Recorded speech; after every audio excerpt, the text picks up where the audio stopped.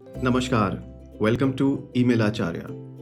Client communication में एक छोटी सी गलती आपके सारे एफर्ट्स और महीनों के हार्ड वर्क को स्पॉइल कर सकती है और कभी-कभी सिर्फ एक सही लाइन आपको क्लाइंट का ट्रस्ट जीतने में बहुत मदद करती है।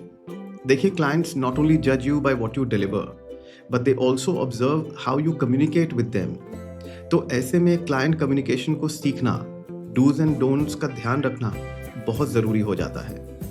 आज मैं आपको 3 सिंपल ईमेल लाइंस बताऊंगा जो आपकी इमेज को प्रोफेशनल, स्ट्रक्चर्ड एंड ट्रस्टवर्दी बना सकते हैं। क्लाइंट्स यूजुअली 3 चीज़ों को वैल्यू करते हैं। Number 1, timely updates. Number 2, respect for their time. And number 3 is clarity in communication. अगर आपका ईमेल इन तीनों चीज़ों का ध्यान रखता है तो क्लाइंट्स ऑटोमेटिकली रिलैक्स्ड फील करता है and it leads to better relationship and more business. चलिए अब सीधा ईमेल फ्रेजेस पे आ जाते हैं और आपको उन 3 ईमेल फ्रेजेस के बारे में बताते हैं। Phrase 1, thank you for your patience, here is the latest update. ये लाइन तब काम आती है जब क्लाइंट किसी अपडेट का वेट कर रहे हों और आपका रिस्पॉन्स डिलेड हो। ऐसी सिचुएशन में अगर आप सॉरी फॉर द डिले जैसे फ्रेजेस को यूज़ करेंगे तो क्लाइंट को ये सिग्नल मिल जाता है कि कहीं कुछ गड़बड़ है या प्रॉब्लम है। तो इससे अच्छा है कि आप एक पॉजिटिव फ्रेज को अपने ईमेल में यूज़ करें, और वो पॉजिटिव फ्रेज है thank you for your patience, here is the latest update. इस लाइन का इम्पैक्ट 2 तरह से होता है। नंबर 1, आप डिले को एक्नॉलेज करते हुए दिखते हैं विदाउट बीइंग डिफेंसिव। और नंबर 2, क्लाइंट के टाइम को रिस्पेक्ट शो करना भी इस ईमेल फ्रेज से नजर आता है, और यहीं से क्लाइंट का ट्रस्ट बिल्ड होना चालू होता है। Phrase 2, we are glad to assist you with this request. Client communication में टोन का बहुत इंपॉर्टेंट रोल होता है। अगर टोन हल्की सी भी गड़बड़ होती है तो इट लीड्स टू डिजास्टर्स।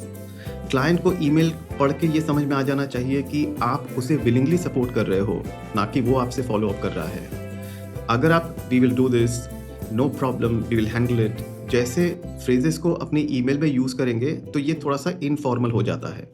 इसीलिए आपको प्रोफेशनल एंड बैलेंस्ड लाइन को या फ्रेजेस को अपने ईमेल में यूज़ करना चाहिए, जैसे we are glad to assist you with this request. इस लाइन से क्लाइंट को ये मैसेज मिलता है कि आप कोऑपरेटिव हो और आप प्रोफेशनल रिलेशनशिप पे भी ध्यान दे रहे हो, और ये फ्रेज लॉन्ग टर्म ट्रस्ट की नींव रखता है। Phrase 3, sharing the details to ensure complete clarity. देखिए, क्लाइंट्स को सबसे ज़्यादा फ्रस्ट्रेशन तब होती है जब चीज़ें अनक्लियर हों या एम्बिग्विटी हो, और ऐसी सिचुएशन का मतलब होता है कि ज़्यादा फॉलोअप करना, ज़्यादा ईमेल का ट्रांजैक्शंस होना और टाइम का वेस्ट होना।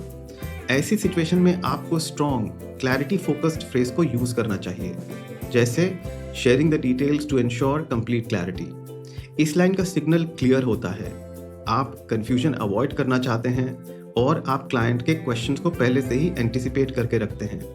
क्लाइंट्स को लगता है कि you are proactive and you have thought it through already.